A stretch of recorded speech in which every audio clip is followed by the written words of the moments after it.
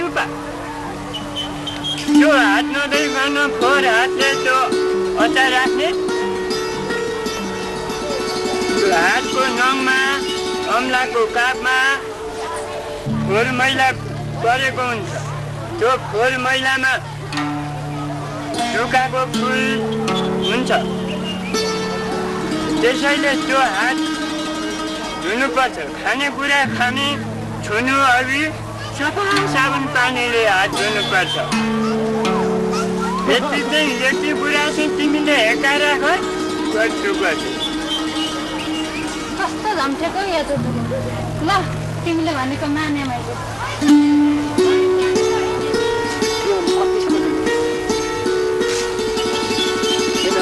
रातभरि कहाँ बेपत्ता भयो दही चुरा खुवाउनु पर्नेमा सबैले खाइसकेपछि यतिखेर आउँछौ रातिदेखि सानीको पत्तो छैन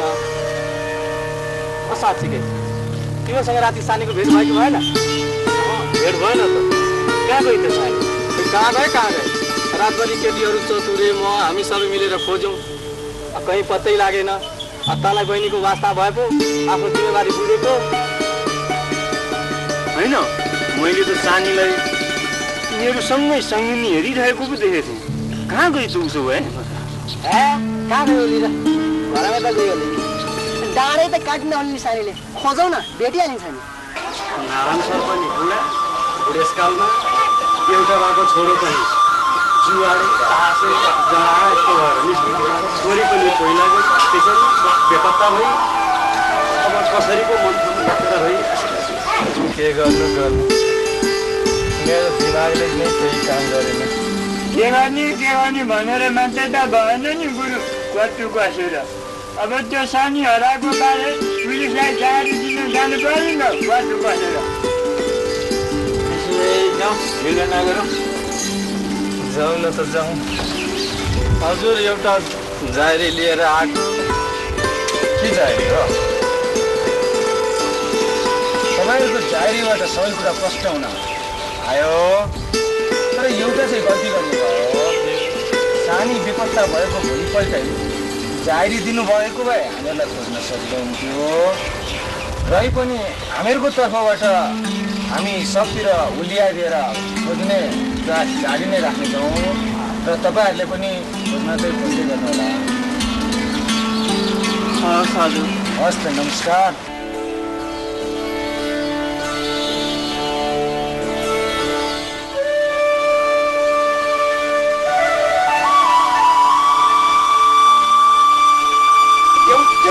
नभएको यो गाउँमा अहिले त प्राय सबै घरमा पत्ती बनिसकेको छ हो वास्तवमा ठिकै भन्नुपर्छ यही काम कुनै विदेशी संस्थाले गरेको भए कति खर्च हुन्थ्यो तपाईँले ठिकै भन्नुभयो 10 लाख खर्च हुन्थ्यो होला वास्तवमा जनचेतना नै सबैभन्दा ठुलो कुरा रहेछ ए साँच्ची नै हर्कै मालाले चरी बनाउँदै हुनुहुन्छ अरे हेर्न जाउँ न त जाउँ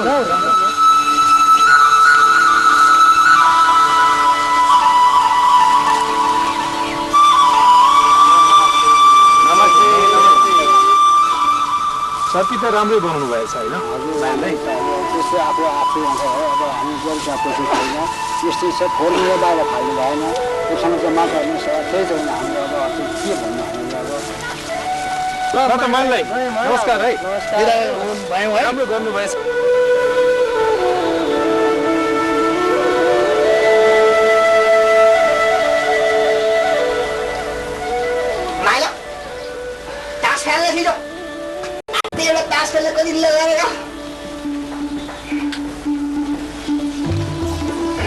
मैले तँलाई कतिपटक भनिसकेँ मैले म माइला होइन माइकल भनेर माइकल तँलाई म आज माइकल देखाइदिन्छु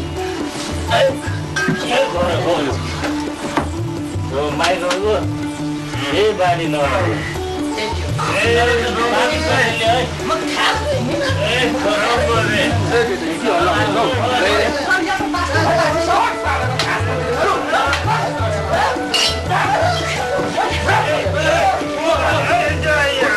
तीन दिनभरि रात्रभरि तास खेल्ने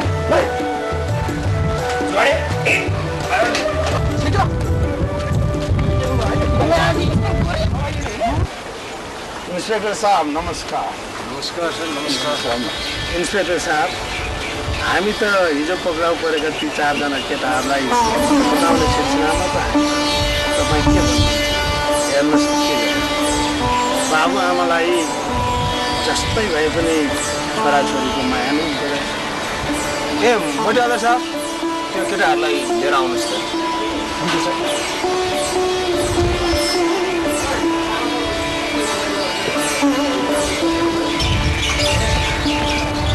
उनीहरू यस्तो हुनुमा हामी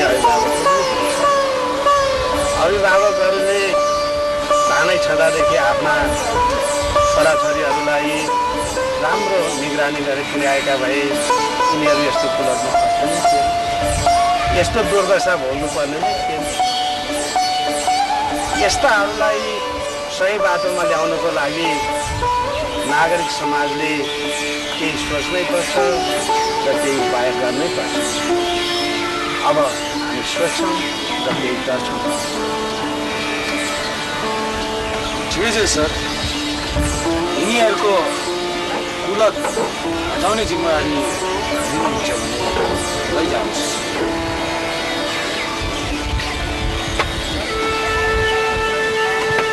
केरा भाइ, तेरी आमा पनि अकालमै गई, बहिनीको अहिलेसम्म पत्तो छैन। तेरो बानी व्यवहार यस्तो छ। लु अब भन त बाबु, म आफ्नो मन कसरी थाल्नु? हो बाबा, मैले तपाईँलाई धेरै दुःख दिएँ बाबा। म यो साथीहरूको कुसङ्गतले गर्दा म धेरै बिग्रेँ। मैले धेरै गलत कार्यहरू गरेँ बाबा।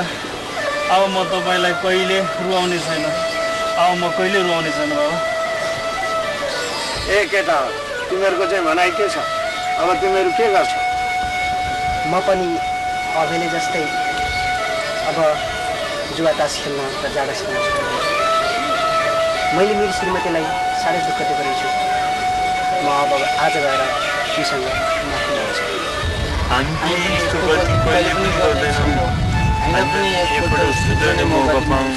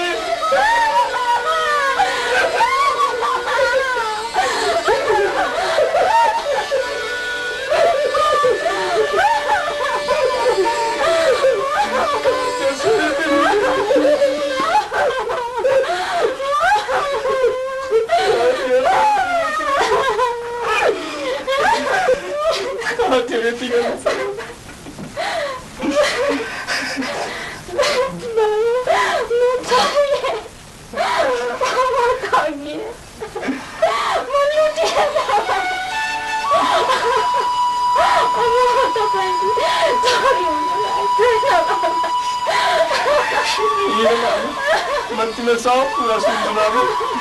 एकदम भित्रै बस्नु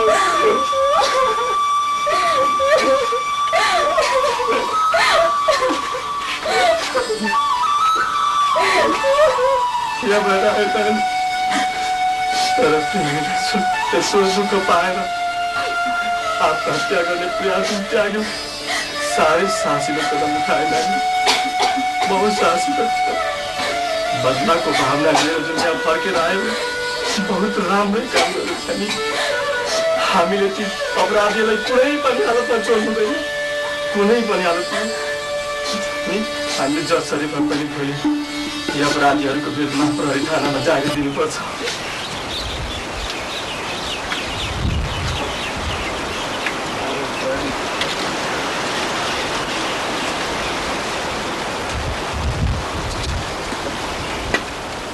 नमस्कार हजुर, नमस्कार। नमस्कार।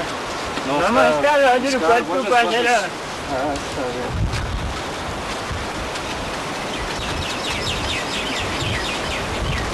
अनि तपाईँहरू के कति कामले आउनुभयो होला? हजुर पोहोर साल हामीले सानी हराइन् भने जुन जारी गरेका छु नि हजुर, त्यो सानी भनेको यही नानी हो।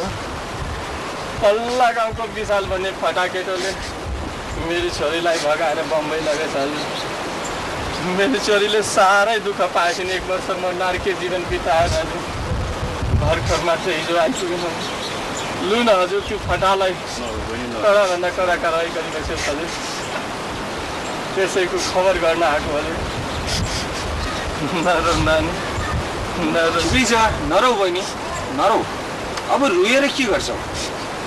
बरु तिमीले त्यस फटाको बेहोरा सहित हुलिया राखेर चाहिँ लिखित जाहेरी यहाँ पेश गर।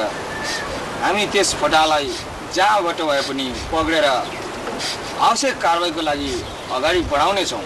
तिमी निर्ढुक्क हौ भने त्यसलाई हामी कारवाही गर्नेछौँ।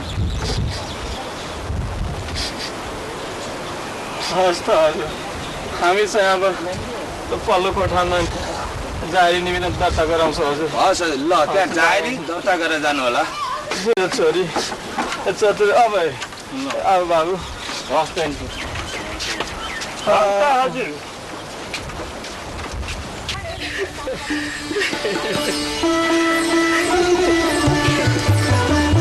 अप्सरा, मैले तिम्रो रुचाको पाटो तिमी बिनाको जिन्दगी त्यसैले अप्सरा हर पल त्यहीभित्र हराउन चाहन्छु। कस्तो सम्झाउनु परेको मलाई कति नराम्रो लाग्यो। तिमीले के भनेको अप्सरा? तिम्रो कसम संसारमा म तिमी बाहिर के छ? मलाई पनि त मिल्दैन।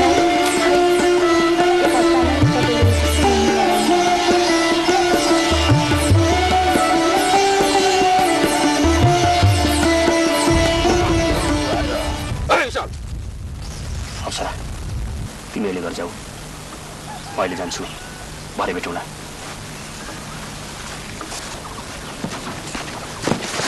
खबरदार विशाल।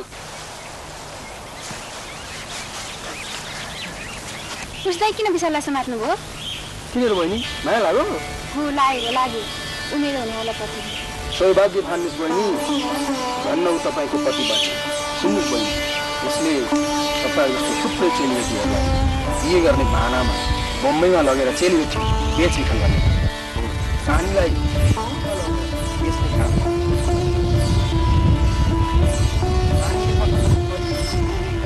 तर भयानक र दर्दनाक एड्स रोग लिन पाए।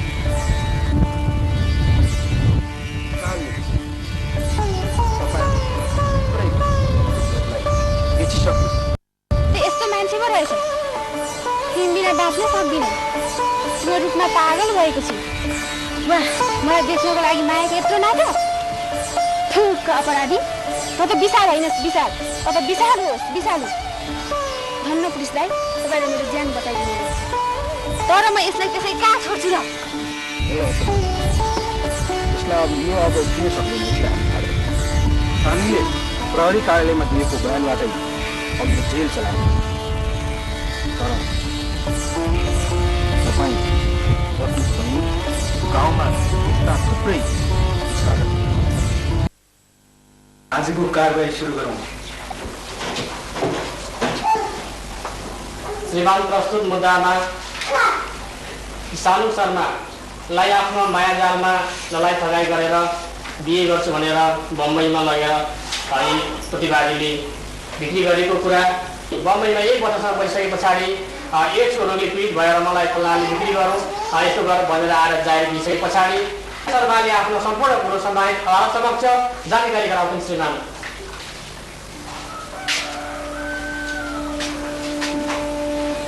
श्रीमान, मेरो नाम सानी हो। मेरो बाबाको नाम नारायण शर्मा अर्थात् नारायण गुरु। मेरो घर फलाटेमा छ। म अहिले 21 वर्षकी हुँ। मेरो बयान सुरु गर्नुभन्दा अगाडि केही कुरा भन्ने अनुमति चाहन्छु श्रीमान। वास्तवमा मैले जुन बोक्नु पर्यो त्यसमा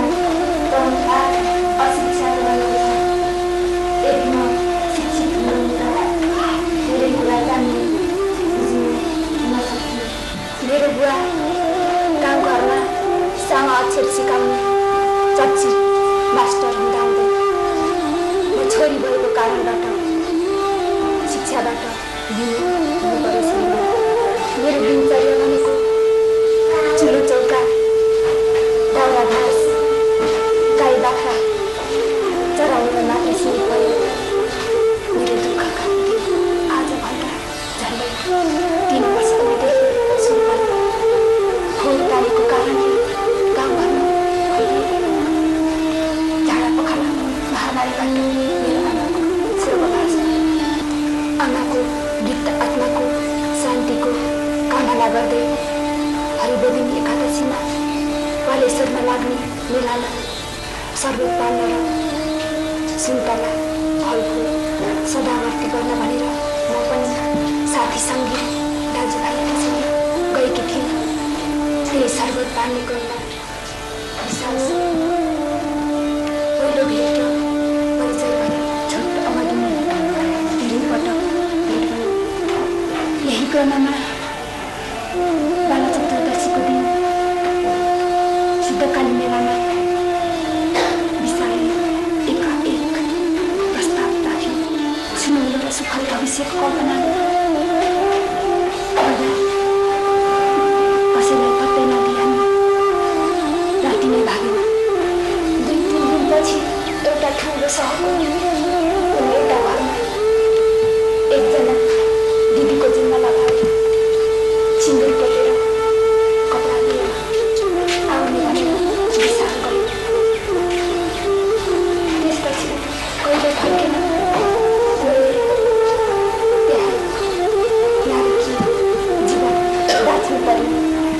थुप्रै आँसुहरू पनि घर बाबा दाई साथीसँग सम्झना मर्नुहुन्थ्यो।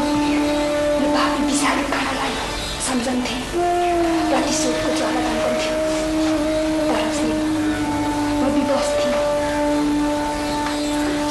1 वर्षको नारकीय जीवन बिताउँदै म एड्सको शिकार भएछु। मलाई एड्स लागेको थाहा भएपछि म त्यहाँबाट निर्मलका साथ निकाल्नु मसँग 1 पैसा थिएन। संयोगवश त्यहाँ रहेका नेपाली दाजुभाइहरूको सहयोगले फर्कन सकेँ। फर्कने कुरा सबै दोहो भयो। म मर्न चाहे आत्माले स्वीकारेन।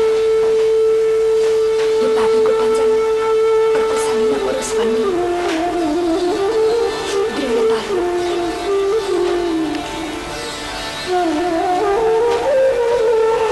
जित्यो।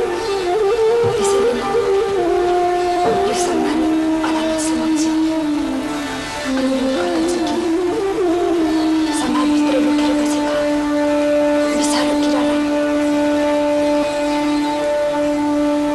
यस्तो सजाय दियोस् जुन सुनेर कुनै पनि विषालुले कुनै पनि सानीलाई बेच्ने अठोट नगरोस् र कुनै पनि सानीले मेरो जस्तो नीति भोग्नु नपरोस्। आफ्नो तर्फबाट सफाइमा तपाईँलाई केही भन्नु छ कि विशाल? श्रीमान, आज मैले आफ्नो यथार्थता पोख्नै पर्छ र म आजसम्मका आफ्ना सम्पूर्ण कुराहरूलाई यस सम्मानित अदालत समक्ष जानकारी गराउन चाहन्छु। मैले सानी समेत 4 जना नेपाली चेलीहरूलाई बम्बईमा लगेर बेचिसकेको छु र 5औं शिकारको रूपमा अप्सरालाई जालमा फसाउँदै म समातिएँ, म पक्रिएँ। वास्तवमा पाप धुरीबाट कराउँछु भन्ने कुरा सत्य रहेछ। कुनै न कुनै बेला अपराधीले सजाय पाउनु नै पर्दो रहेछ। मलाई यस काममा सुरुदेखि नै सानीको आफ्नै गाउँघरको गाउँले दाजु माइकलले सहयोग गरेको थियो श्रीमान। सानीलाई भगाउने योजना पनि माइकलले नै बनाएको थियो र यसरी मलाई सहयोग गरे बापत मैले पटक्कै पछि माइकललाई एक हिस्सा दिने गरेको पनि थिएँ श्रीमान। अभियुक्त विशाललाई 20 वर्ष कैद र अभियुक्त माइकलले आफूले विशाललाई अपराध कार्यमा सघाउ पुर्याएको बापत 5 वर्ष कैद हुने ठहर छ।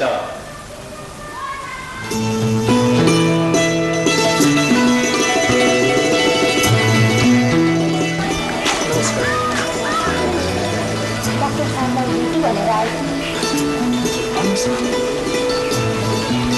डाक्टर साहब, म सामाजिक विकृतिको दलदलमा फसेर रोगी बन्न पुगेकी सानी मृत्युको नजिक पुगिसकेकी छु।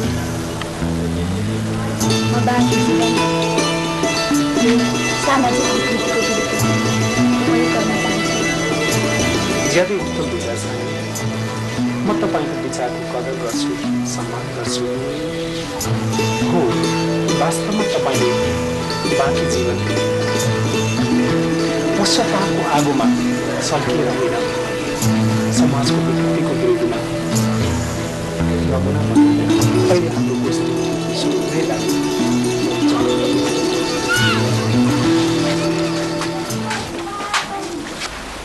यहाँ उपस्थित आदरणीय श्रोतागण एवं मञ्च महासीन विद्यमान वर्गहरू, अब हामी ग्रामीण स्वास्थ्य सुरक्षा अभियानको आयोजनामा हुन लागिरहेको जनस्वास्थ्यमा हाम्रो दायित्व भन्ने विषयको अन्तर्क्रियात्मक विचार गोष्ठीको सञ्चालन गर्न गइरहेका छौँ। यसपछि सुरु हुन्छ विचार प्रस्तुतिको क्रम।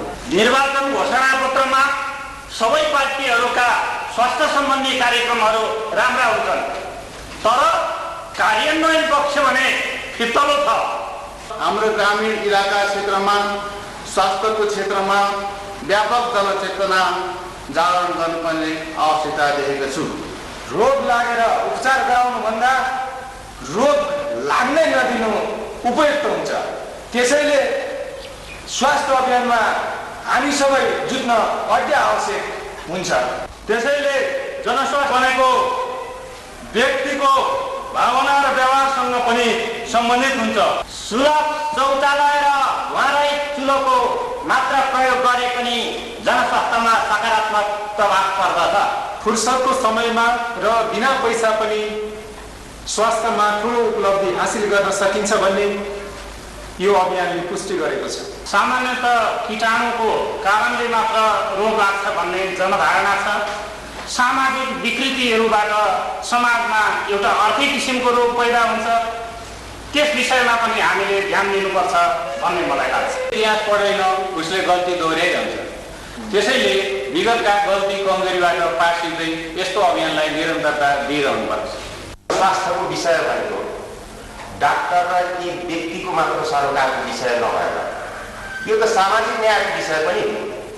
यथार्थमा शिक्षा र स्वास्थ्य भनेका एक अर्का बीचका परिपूरक विषयहरू हुन्। एक बिना अर्को पक्ष पक्कै लड्न। हामी समाजमा रहेका सबै बुद्धिजीवीहरू, समाजसेवीहरू सामाजिक हिसाबले लाग्दा फुर्सदको समयलाई ध्यान दिएर स्वास्थ्य शिक्षाको प्रचारमा हाम्रो मुख र जनताको कान गरेर गाउँ बस्तीमा लाग्ने हो भने स्वास्थ्य सम्बन्धी थुप्रै समस्याहरू हल गर्न सकिन्छ। धेरैजसो रोगहरू पानीको कारणबाट हुने भएकोले ग्रामीण समुदायलाई पानीको बारेमा, स्वच्छ पानीको बारेमा जानकारी गराउनु आवश्यक छ, जरुरी छ। स्वास्थ्यका हरेक विषयमा स्थानीय जनप्रतिनिधिहरूको अहम भूमिका हुन्छ। त्यसकारण स्थानीय जनप्रतिनिधिहरूले हरेक जनताका स्वास्थ्यको विषयमा ख्याल राखेर काम गर्ने हो भने यो मुलुकका हरेक दूर दराजमा रहेका नेपाली जनताका हरेक छोराछोरीले स्वास्थ्यको क्षेत्रमा केही उपलब्धि गर्न पाउन सक्छ।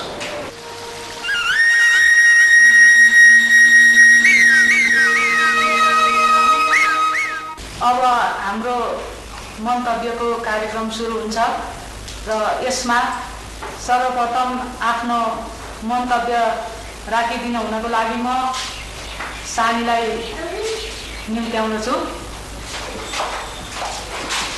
उपस्थित महिला दिदीबहिनीहरू र अन्य महानुभावहरू, म सामाजिक विकृतिको कारणबाट रोगी बन्न पुगेकी सानी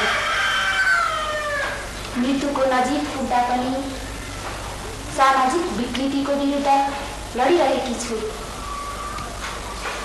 मलाई थाहा छ ढिलो चाँडो सबैले एक दिन मर्नुपर्छ, तर म अर्थपूर्ण मृत्युको वरण गर्न चाहन्छु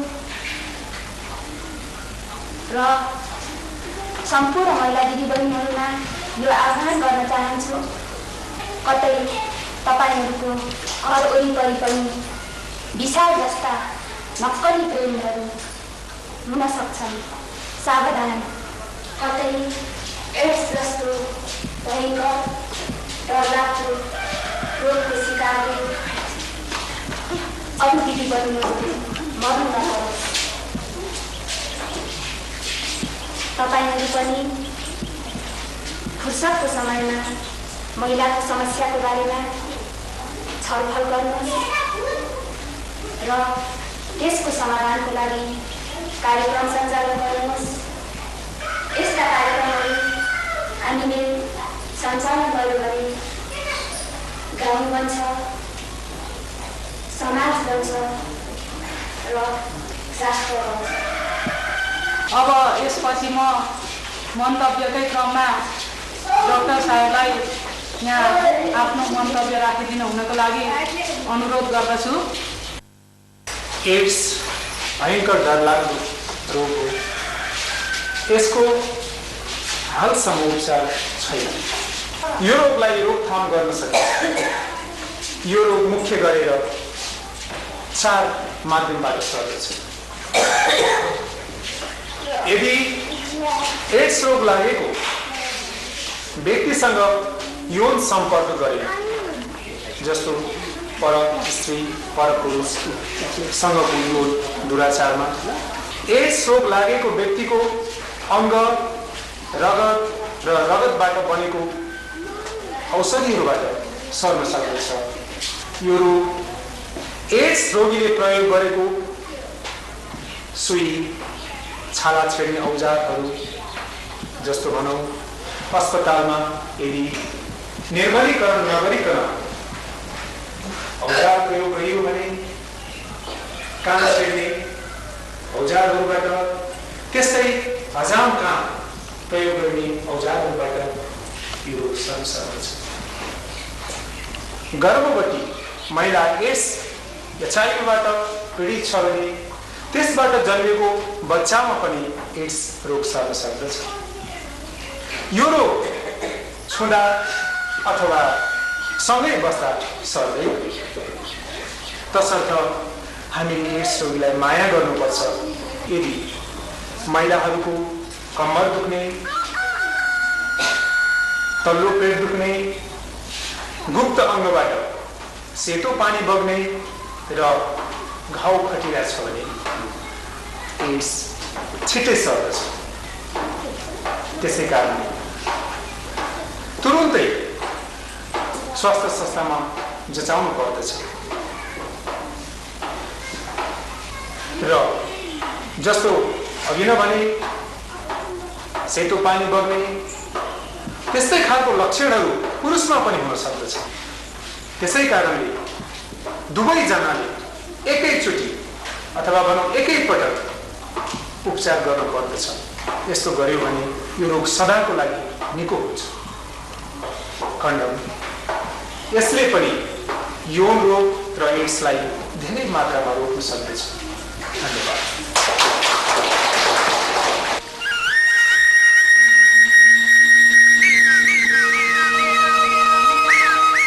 यस ग्रामीण स्वास्थ्य सुरक्षा अभियान समितिले गठन भए यतापट्टिको कार्यक्रमहरूको मूल्याङ्कन प्रतिवेदन प्रस्तुत गरिदिनु हुनको लागि म यस अभियानका सदस्य श्री मुक्ति गौतमज्यूलाई हार्दिक अनुरोध गर्दछु। संयोजकज्यू, गत 2056 सालको गाई जात्रा पर्वमा Nepal red cross society Chainpur शाखा र प्राथमिक स्वास्थ्य सेवा केन्द्र चैनपुरले संयुक्त रूपमा एड्स, झाडा पखाला, चर्पी निर्माण र सरसफाई सम्बन्धी सन्देशमूलक ग्रामीण स्वास्थ्य सुरक्षा अभियान नामक मञ्च गठन गरियो।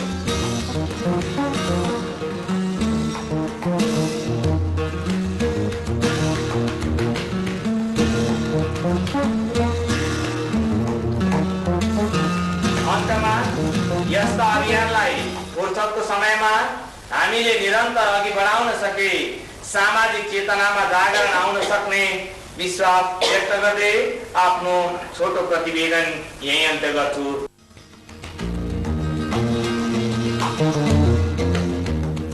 यसै क्रममा स्वास्थ्य सुरक्षा अभियानको तर्फबाट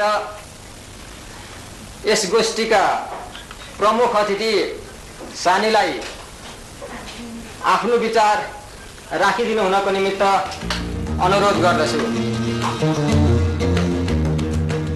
कलिलो उमेरको यौन सम्पर्कले भावी जीवनलाई नकारात्मक असर पर्न सक्छ। बारी बारी बारी बागा सानी हुँदा रमाइलो दोजिना सानी हुँदा रमाइलो दोजिना। ग्रामीण स्वास्थ्य सुधार सम्बन्धी जानकारी गराउँदै आएका छौँ। स्वास्थ्यमा सुधार आउन सक्छ। सफाइमा ध्यान दिन सबैलाई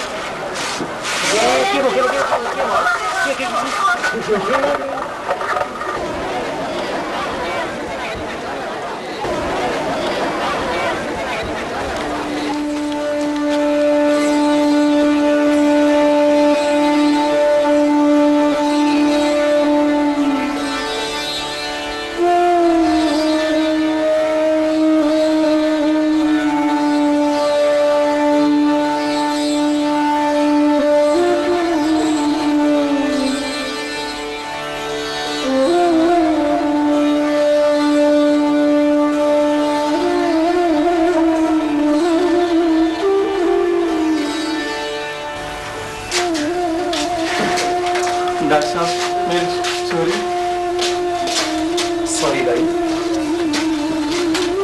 हामीले अथक प्रयास गर्दा गर्दै सानीलाई बचाउन सकेनौँ।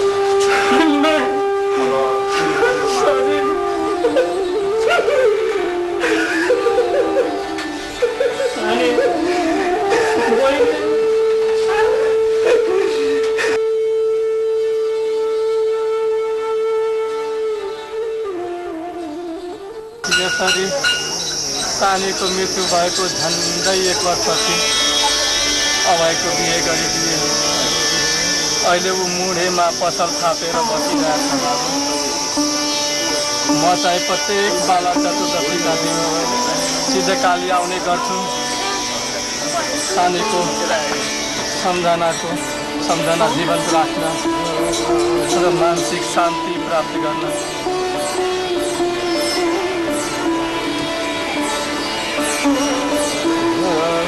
गुरु, तपाईँले अत्यन्तै हृदय विदारक कथा सुनाउनु भयो। यो बिचमा गुरुले नियतिका धेरै दुःखहरू सहनु भएछ। सुन्दै मेरो त हृदय छिया भएर आयो। तर सानीले यस्तो स्थितिमा पनि अदम्य साहस र आँटका साथ समाज परिवर्तनको दिशामा जसरी आफूलाई समर्पण गर्न सके त्यसबाट म अत्यन्तै प्रभावित भएको छु। गर्व गरिरहेको छु। डाक्टर साहब, प्रभावित भएर मात्र भएन, गर्व गरेर मात्र पनि भएन। सानीले छाडेर गएको यो दीक्षालाई अब हामीले मुलुकको कुना कुनामा पुर्याउन सक्यो भने मात्र सानीको कामको सही मूल्याङ्कन हुनेछ, उसको चाहना पुरा हुनेछ। कसो हरिहरजी? हो विश्वनाथ सर, सरले ठिक भन्नुभयो। म अब सानीको जीवनगाथा र उसको सामाजिक योगदानलाई प्रेस मार्फत राष्ट्रव्यापी रूपमा प्रचार प्रसार गर्नेछु र सानीले थालनी गरेको यो अभियानलाई गाउँ गाउँसम्म पुर्याउनका निमित्त म आफ्नो क्षेत्रबाट प्रतिबद्धता पनि व्यक्त गर्छु सर, प्रतिबद्धता पनि व्यक्त गर्छु। गुरु, अब हामी जाने। हुन्छ बाबु, तपाईँहरूलाई म आफ्नो मनको वेदना सुनाउन पाउँदा मेरो मन हल्का भएको छ। म चाहिँ आज बस्छु बाबु, भोलि मात्रै फर्किन्छु। हस् त गुरु, लाग्यो। हस् बाबु, नमस्कार। यो छोटो अवधिको यात्रा मलाई त अत्यन्तै सुन्दर लागेको छ। नारायण गुरुसँगको भेट, आज उहाँले सुनाउनु भएको मर्मस्पर्शी आत्मवृत्तान्त, त्यसले म त भावविवल पो भएछु। वास्तवमा अत्यन्तै रमणीय ठाउँमा तपाईँले आफ्नो बाल्यकाल बिताउनु भएको छ। हो डाक्टर, जयपुर बसेको यो समय बितेको छ सत्य। यहाँ त यसबाहेक पनि अरू हेर्न लायक रमणीय स्थलहरू धेरै बाँकी नै छन् हरिहरजी। यदि हामीसँग समय भएको भएदेखि छ्याङकुटी, सभा पोखरी, खेपुवा र किमा थाङ्का पनि जान सकिन्थ्यो। अझ गुफा पोखरी र मिर्खे त एकपटक पुग्नै पर्ने ठाउँ। तर के गर्ने, अब काठमाडौँ जाने बेला आइहाल्यो। पछि कुनै समय मिलाएर फेरि यहाँको यात्रा गर्नुपर्छ होला। ल त, पछि 1-2 वर्षपछि फेरि आउनुपर्छ।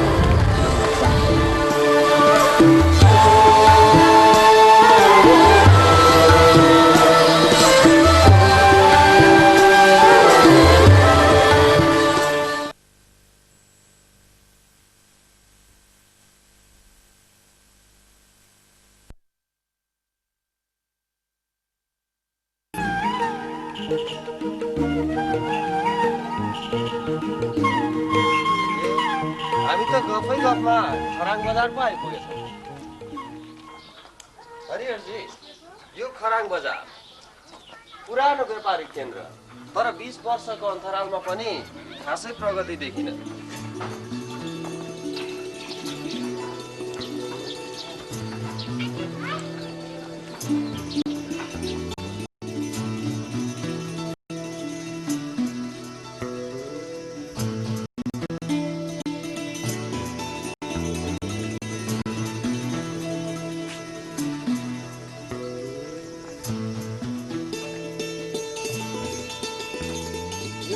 बानेश्वरको मन्दिर, यसको इतिहास पनि लामै छ। हेर्नुहोस् न, हेर्दै कति प्राचीन लाग्छ यहाँको परिवेश। खण्डहर जस्तो देखिने यो मन्दिरको स्वरूप र यसको परिवेशलाई निहाल्दा मलाई लाग्छ हरिहरजी, इतिहासको संरक्षण गर्नुपर्छ भन्ने सोच भएका मानिसहरू यहाँ पनि छैन।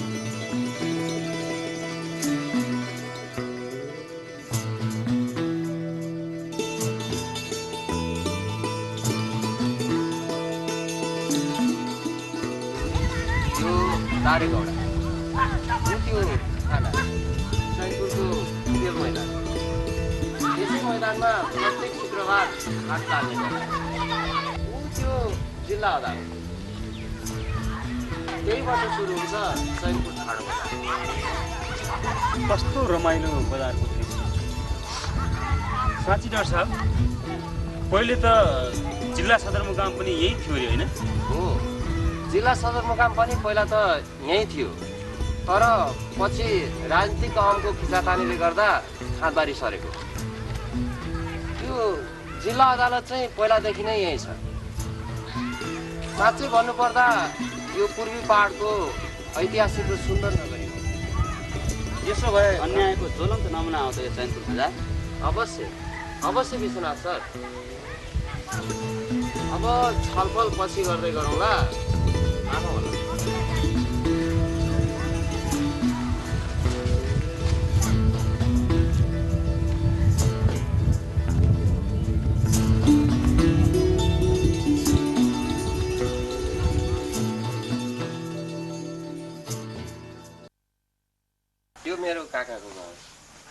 कस्तो आकर्षक फुलबारी।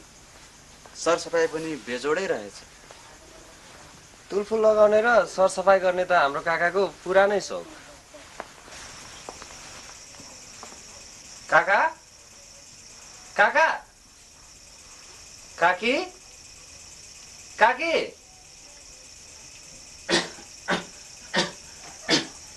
ए अरुण पो रहेछ त। टोके काका चिरञ्जीवी भएछ अब। त आजको फ्लाइटबाट उडेको भनेर दाइले फोन गर्नुभएको थियो अनि यति छिटै पो आइपुगिस् त। हिँडाइ त निकै डह्रो छ नि।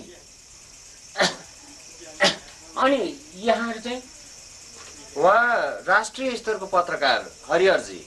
नमस्ते काका। ओ पत्रकार, यो देशको सूचना सम्वाहक।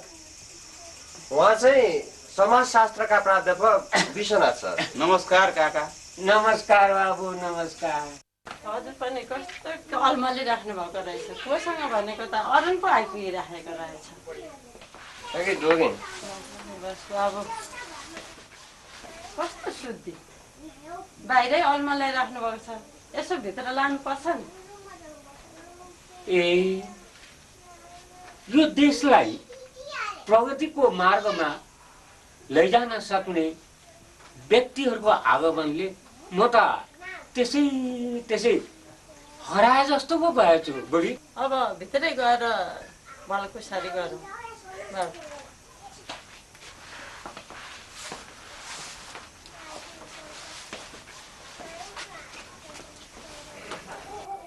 बाबुहरूको सुत्ने कोठा माथि,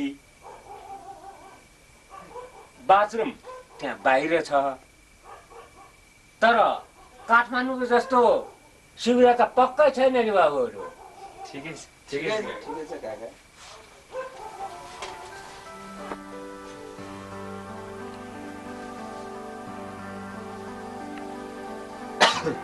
बाबुहरू हात धोएर अब यसो नास्ता गरौँ। अनि काका चाहिँ खै नि? काका त्यसै पनि बेलुका खाजा भएन भने त्यसै पनि बाबुहरू आइपुगे। अनि के जाति लिएर आउँदै हुनुहुन्छ?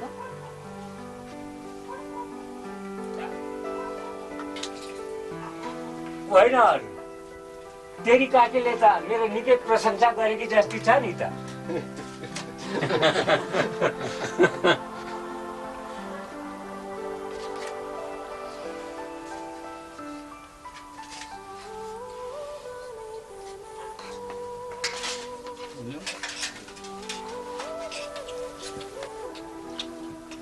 ए बुढी, बाबुहरू पनि थाकेर आउनुभएको, यसो थकाइ मार्ने औषधि अलिकति लिएर आइज। ओहो, सुकुटी त साह्रै स्वादिलो, जिब्रोमै झुन्डिने। मधेसमा जोत्दा काठमाडौँ ल्याइ काटेको राङ्गो सुक्ट्यो रे हरिहरजी, बबलगम चपा जस्तो। सुकुटीलाई झन् स्वादिलो बनाउने साथी त यो पो हो। होइन काका, यो के गर्दै हुनुहुन्छ? यो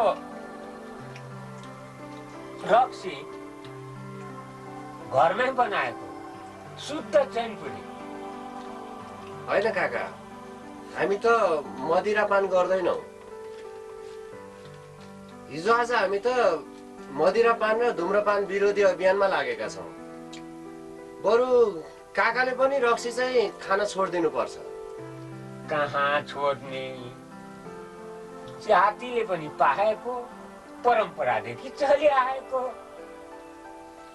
काकाले बिठिकै भन्नु हो भने त कसरी भनौँ, तर रक्सीको प्रयोग जसरी हुनुपर्ने हो नि काका, त्यसरी भइरहेको छैन। परम्पराकै कुरा गर्ने हो भने पनि वास्तवमा आफ्नो जातीय संस्कार अनुसार चाडपर्व, पूजाआजा यिनीहरूमा सीमित मात्रामा रक्सीको प्रयोग गर्नुसम्म त ठिकै होला। तर अचेल मान्छेहरू संस्कार र परम्पराभन्दा बाहिर गएर रक्सीको प्रयोग गर्न थाले। हुँदा हुँदा अब त मान्छेले रक्सी होइन काका, रक्सीले मान्छे खान थाल्ने स्थिति बन्यो। त्यसैले त अहिले हामी देखिरहेका छौँ समाजमा विभिन्न किसिमका विकृतिहरू, कुसंस्कारहरू, विसङ्गतिहरू तिनीहरूको विकास भइरहेको छ। ओहो, तपाईँले त साह्रै मार्मिक कुरा गर्नुभयो हरिहर बाबु। मेरो चित्त बुझ्यो। तपाईँले भनेको कुरालाई म आत्मसात गर्छु र आजैदेखिको यो रक्सीलाई छोड्ने प्रयास गर्छु। ठिक छ काका, ठिक छ। त्यसै पत्रकार काका, कसो हरिहरजी?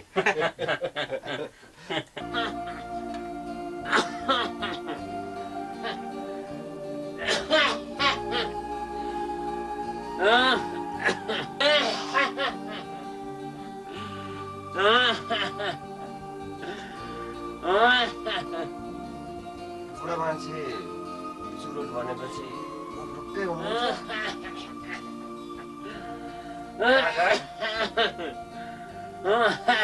खोक्दै हुनुहुन्छ अनि चुरोट पनि पिउँदै हुनुहुन्छ। चुरोट पिउनाले त काका दम, खोकी, मुटुका रोग, क्यान्सर, टिबी जस्ता रोगहरू लाग्दछन् र यसले छिटो मृत्युको मुखतिर लैजान्छ। खै यो छोड्न सक्छु जस्तो त लाग्दैन मलाई। होइन, यो त छोड्नै पर्छ। रात पनि धेरै बितिसक्यो।